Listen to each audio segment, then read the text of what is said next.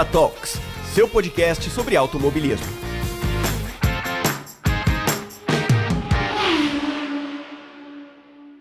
Fala, aventureiros espaciais, bem-vindos ao Ponta Talks, o seu podcast sobre o mundo automotivo. Eu sou Ivan, seu host, e hoje eu quero que todo mundo pegue seus trajes de astronautas, vistam bem o capacete, regulem o oxigênio, porque vamos sair da estratosfera terrestre, vamos até a Lua, vamos conhecer os veículos de exploração espacial, ou melhor, né, os veículos de exploração lunar, os antigos e famosos rovers, que logo estarão de volta à Lua. Mas antes disso, né, vamos comemorar, né, os 2 anos de Ponta Talks. Aê! Vamos lá, vamos bater palma para 2 anos de Ponta Talks. Mas antes, né, da gente começar a falar sobre esses rovers, vamos pro quadro de recados, aquele pit stop rapidinho, e a gente já volta.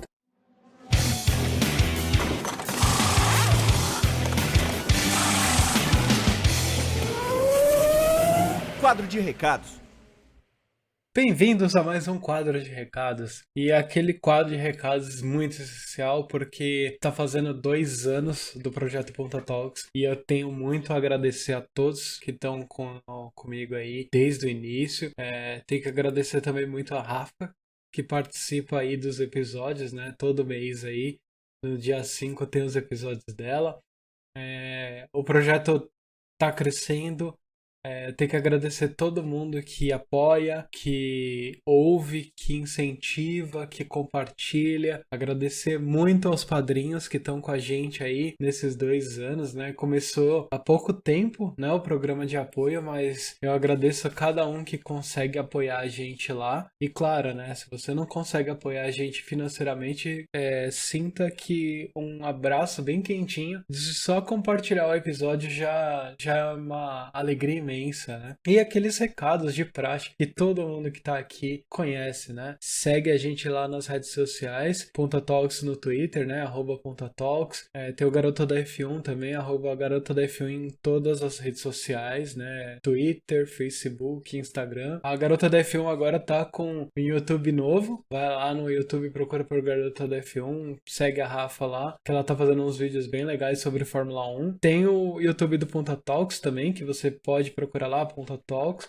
Tem todos os episódios lá. Eu espero começar um novo projetinho lá no YouTube, só para o YouTube, mas ainda tem algumas coisas a ver, mas eu espero que comece esse ano também. Aproveita, se inscreve no canal se você está escutando pelo YouTube. Se inscreve no canal, deixa o like, ativa a sinetinha para saber quando sai um novo episódio. E tem também o site, né, do Ponta Talks, pontatalks.com.br, onde tem todos os links dos agregadores. Dá para você baixar o episódio MP3 para escutar depois. Dá para escutar direto no seu navegador. Tem o site da Garota da F1, garotadaf1.com.br. Lá você consegue ver todos os textos da Rafa, acompanhar bem de pertinho a Fórmula 1. Se você não consegue assistir as corridas, mas e gosta de Fórmula 1, é uma ótima maneira de ficar informado.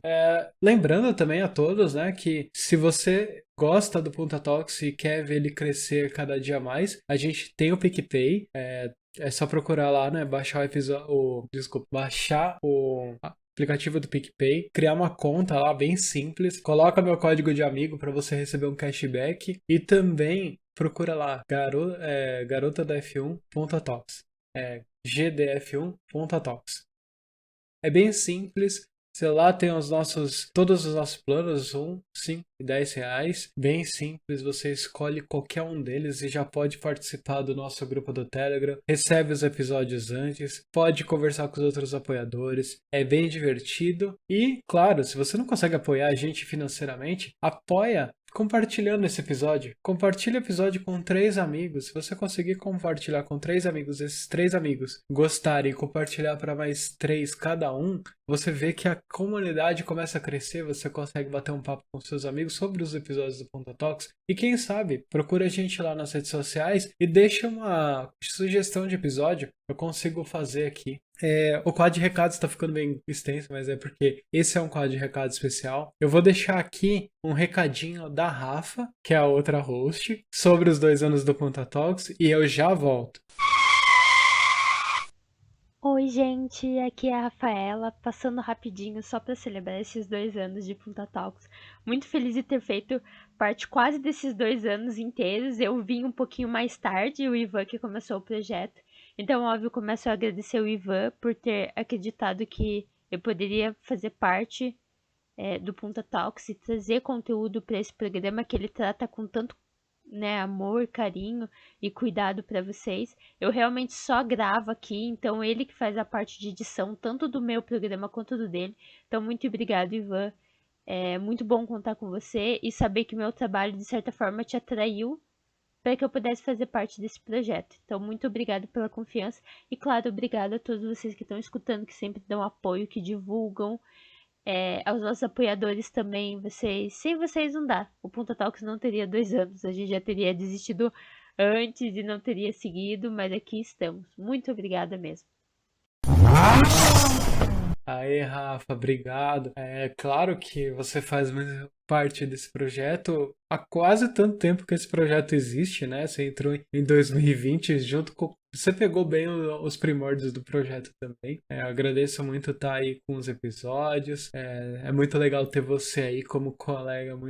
É muito gratificante ter uma pessoa assim comigo aqui criando esse projeto. E claro, vai lá, segue a Rafa, segue todo mundo, o Ponta Talks. E vamos pro episódio, né? É um episódio bem divertido e diferente, né, do que vocês estão acostumados aqui, né, falar de carros que estão andando na Terra, no nosso planeta Terra, né. Agora a gente vai falar de veículos que andaram na Lua. Então vamos lá que vai ser bem divertido.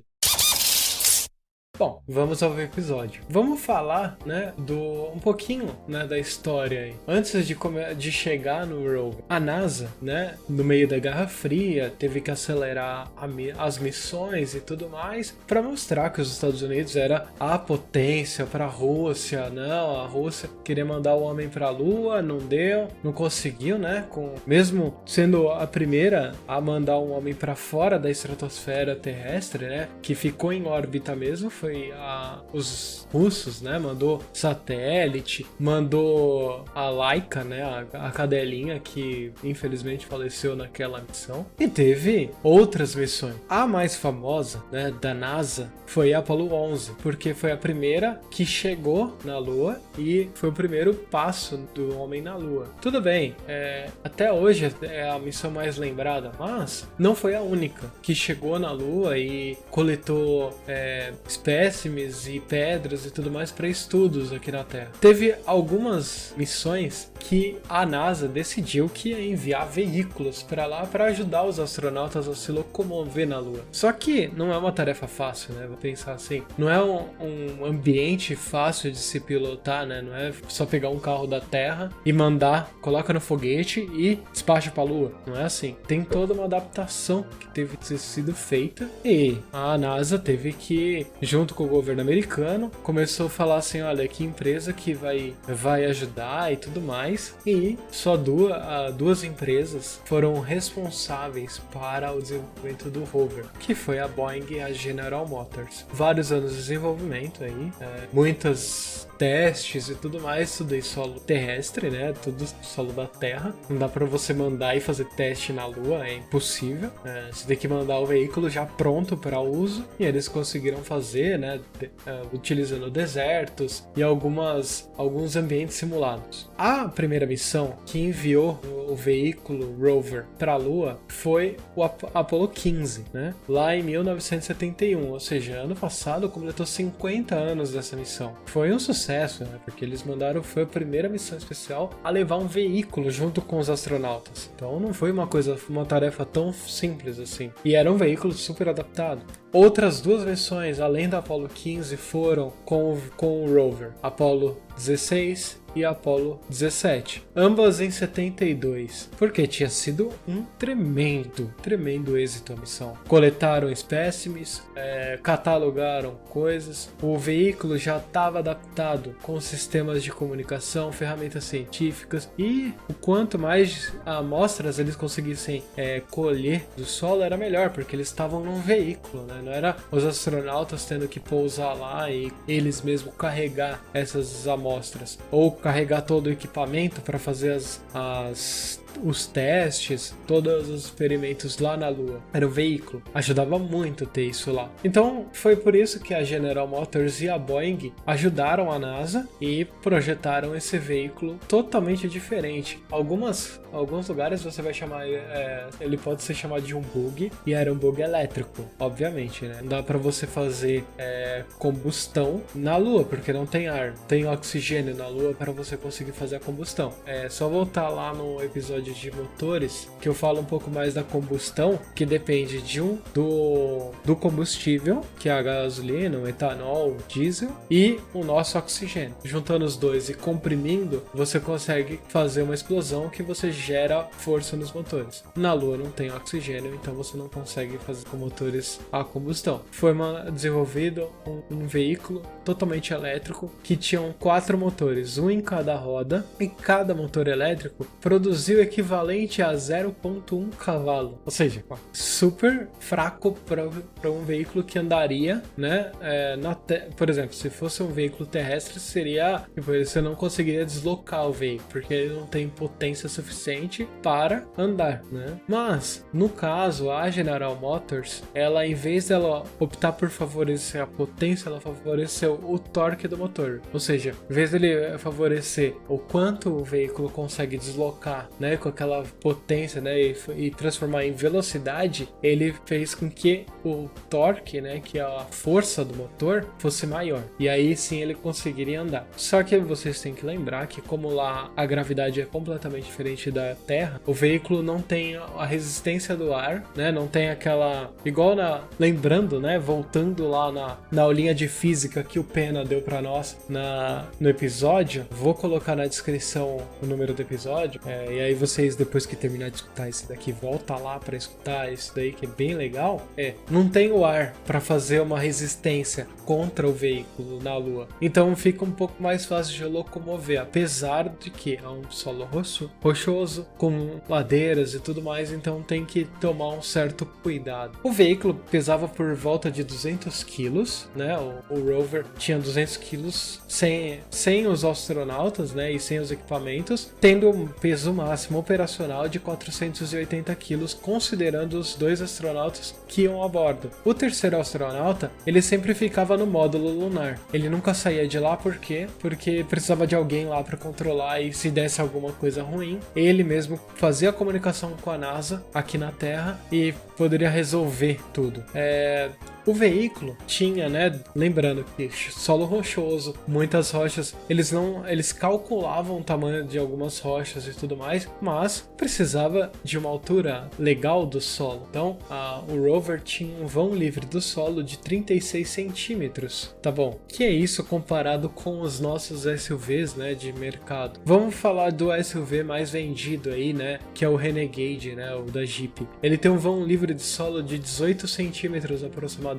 Olha a diferença da altura do solo até o chão, né? Até o chassi do veículo, entre o Renegade e o Rover lá de 71. Era de fazer inveja. Com isso, né? O Rover carregando todo o suporte de vida, sistema de comunicação, ferramenta científica, as amostras que eles coletavam, ele não passava de uma velocidade máxima de 13 km por hora. Sim, ele não conseguia fazer isso porque por vários motivos, né? Segurança, não dá pra correr na Lua, né? Vou pensar assim. Não dá pra você sair fazendo um drift na Lua ou apostando corrida, porque é um ambiente totalmente hostil. E não era um veículo projetado para isso, era só um veículo de apoio. Era um veículo que fazia com que os astronautas conseguissem ir mais longe e carregando mais coisas do módulo lunar. O rover tinha 2 baterias de prata e zinco, né? Que eram os compostos da bateria, né? Com uma autonomia de mais ou menos 92 km. Vamos pensar isso em termos atuais, né? Que a gente usa baterias de lítio, normalmente nos carros, e os carros atuais, né? Mesmo os menores elétricos, eles conseguem uma autonomia aí que varia, né? Entre 300 e 500 km. O rover conseguia 92 km, basicamente, com 480 kg. Isso não dá nem as baterias atuais dos carros, mas era o que dava. Tava ótimo, né? Porque não dá para andar muito longe do módulo lunar, principalmente naquela época que a comunicação comunicação não era super rápida e tudo mais que a gente tem hoje, mesmo falando com a estação espacial e tudo mais que a gente tem ela em órbita. O veículo não tinha volante, né? Ele não era comandado por um volante porque ele era pequeno demais para isso, e um sistema de volante ficaria muito pesado para o rover. Então eles optaram por um comando de joystick, né? Igual aqueles de computador mesmo, né? Que faz, ou mesmo tem alguns joysticks, né, em outros veículos, aviões e tudo mais, para fazer manobras, mas o rover tinha joysticks para você conseguir controlar a velocidade, ângulo das rodas e tudo mais. Os astronautas eram treinados para isso em terra, né, na Terra, e depois de muito treinamento, eles conseguiriam pilotar esses veículos lá na Lua.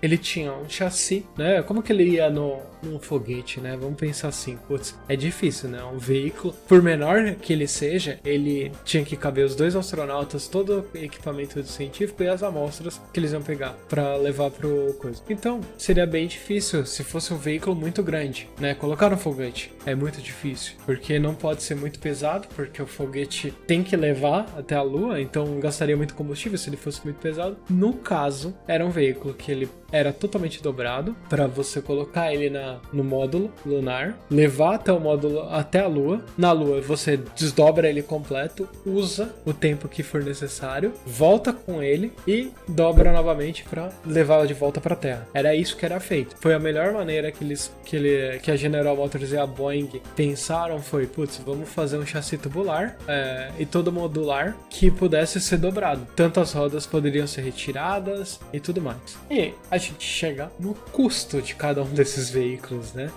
O veículo em si, mesmo com um tempo de desenvolvimento maior e sendo para cada um desses ambientes, né? Tipo, vários protótipos, aí depois foi para realmente o rover como a gente conhece e tudo mais. Ele custou na casa de 38 milhões de dólares cada um deles. É bastante, né? Se você for pensar, putz, um veículo hoje não passa de, sei lá, 100 mil reais.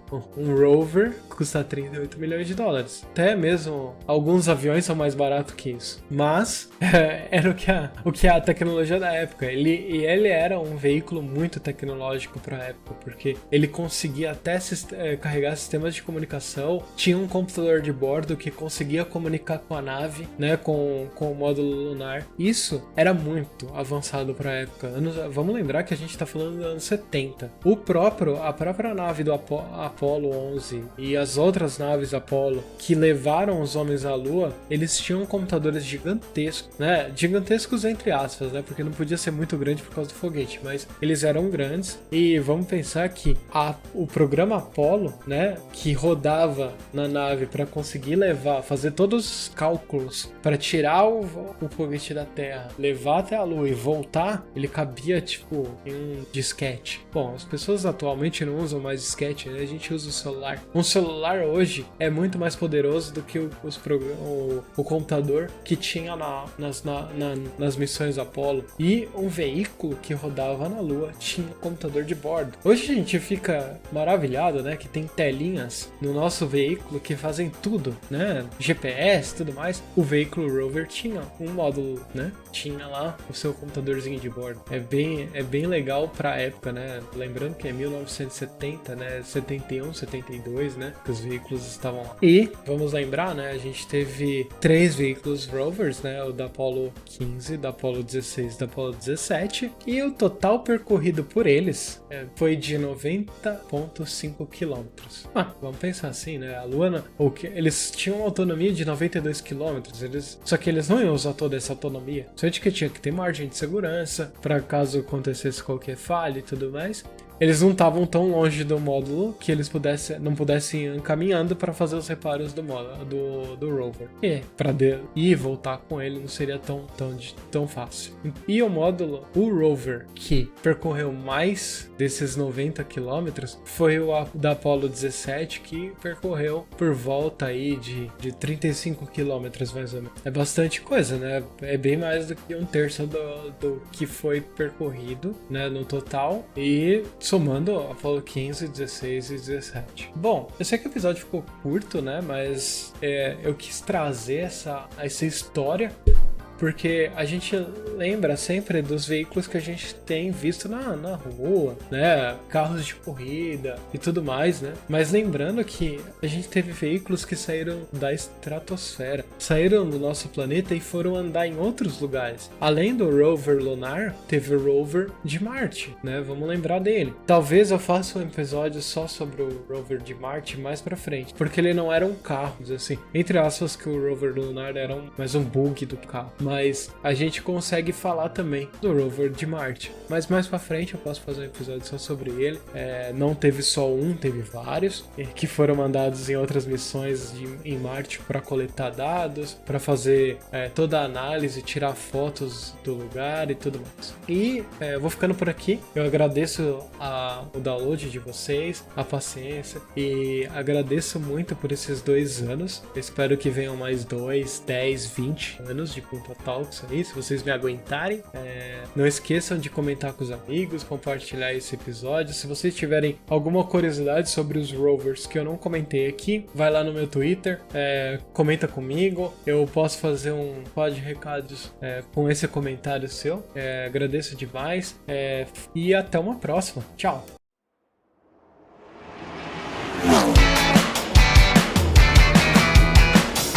Você escutou Punta Talks.